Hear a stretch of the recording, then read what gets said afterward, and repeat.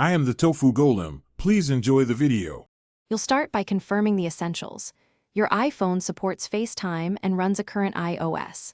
Once confirmed, sign in with your Apple ID under Settings. This links your account.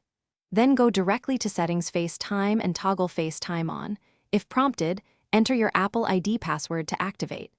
You do this now because FaceTime requires account authentication and system compatibility. Make sure cellular or Wi-Fi is active so activation can complete. Without network access, activation stalls, and once FaceTime is activated, configure how it reaches you. In Settings FaceTime, pick your caller ID and check the email addresses and phone numbers listed. Add any you want people to use. If you plan to call over mobile data, enable Use Cellular Data. Otherwise, FaceTime will use Wi-Fi.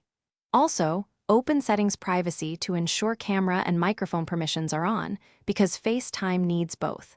Once these are set, FaceTime is ready to place or receive audio and video calls reliably. Now perform a test. Call a friend or use a secondary device to confirm video and audio work, and switch cameras during the call to test both. If FaceTime won't activate or calls fail, sign out of FaceTime and sign back in, restart the iPhone, or reset network settings under Settings General Transfer, or reset to clear connectivity issues. If problems persist, check screen time restrictions and confirm FaceTime is allowed. And verify FaceTime is available in your region. These are common blockers.